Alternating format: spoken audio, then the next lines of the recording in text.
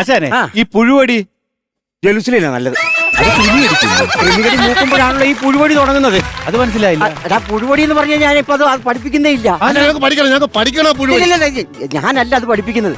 എന്റെ കൊച്ചച്ഛൻ പുഴുവടിയുടെ ഉസ്താദായിരുന്നു. അത് കാരണം പുള്ളിക്കാരുണ്ടെന്ന് ചോദിച്ചപ്പോ ഈ ജപ്പാൻ കുടിവെള്ള പദ്ധതിയിലെ പൈപ്പിന്റെ പണിയാരനായിരുന്നു.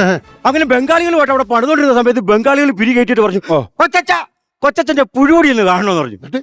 കൊച്ചച്ഛൻ അങ്ങോട്ട് അവിടെ നിലത്ത് കിടന്നിട്ട് ഒരു പുഴുവടിക്കാൻ തുടങ്ങിയിട്ടുണ്ടല്ലോ. അടിച്ചടിച്ച് അവസാനം പൈപ്പിനകത്ത് കയറി പോടാ. എന്റെ പൊന്നിടാമേ, ബംഗാളികൾ പഠിച്ച പണി 18 നോക്കിയിട്ട് കൊച്ചച്ഛനെ പൈപ്പിനകത്ത് ഊരാൻ പറ്റിയില്ല. അവസാനം പിന്നെ നമ്മൾ ഇടുക്കി ഡാമിലോട്ട് വിളിച്ചു പറഞ്ഞു. അവിടുന്ന് അവര് ഷട്ടർ തുറന്നു വിട്ടു. വെള്ളം എങ്ങോട്ട് വന്നു, കൊച്ചച്ഛനോട് ഒറ്റ പോക്കായി. ഇപ്പൊ നെയ്യാറ്റിങ്ങരയിലെ സുമതിയമ്മയുടെ കൊടുത്ത് കഴിയുകയാണെന്ന് പറയുന്നത് കേട്ട്. 2 വർഷമായി പോയിട്ട് 3 പിള്ളേരും ഉണ്ട്. അതെങ്ങനെ 2 വർഷം ആകുമ്പോ 3 പിള്ളേരാവുന്നത്? ഒരെണ്ണം ഓഫറായിരുന്നു. എനിക്കെന്ന് പറഞ്ഞ കണ്ടംപററി വ്യക്തമായത് തെറ്റിദ്ധരിച്ചു.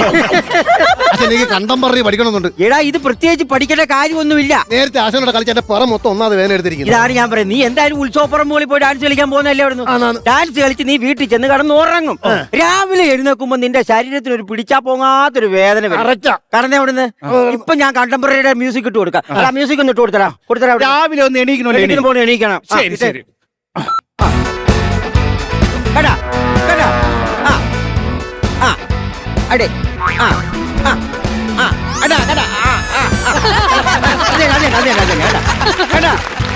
ഓ അയ്യ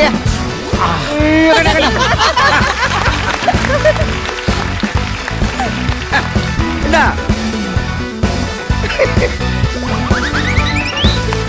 ഇത്രയേ ഉള്ളൂ. ഇതാണ് കണ്ടംപററി. എടാ, അവന്മാരൊക്കെ ഡെയിലി ഡാൻസ് കളിക്കുന്നല്ലേ. ശരീരവേദന കൊണ്ട് പൊളയുന്നത് അവന്മാര് ചെയ്യി കടന്നോണ്ട്. എനിക്ക് സംഭവം ഉണ്ടല്ലോ, ഡാൻസ് അല്ല പ്രധാനം.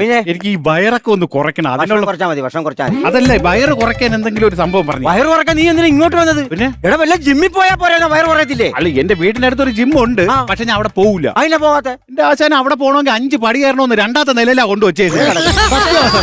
എവിടെ അടുത്തൊരു ജിം എടുത്ത് നോക്കും, താഴെ ഒരൊറ്റ ജിമ്മും കാണത്തില്ല. എല്ലാം 2ാമത്തെ നിലയിലായിരിക്കും. അതെന്താ 2ാമത്തെ നില കൊണ്ട് വെക്കുന്നത്? എടാ, ഈ 2ാമത്തെ നിലയിൽ വെക്കുന്നതിന് കാര്യമുണ്ട്. ഈ 5 പടിയെങ്കിലും കയറി ചെല്ലാത്തവനൊന്നും അങ്ങോട്ട് ചെല്ലണ്ടെന്ന് പറയാൻ വേണ്ടിയാണ് അമ്മ വേലി കൊണ്ട് വെച്ചിരിക്കുന്നത്. അതാ പറഞ്ഞത്.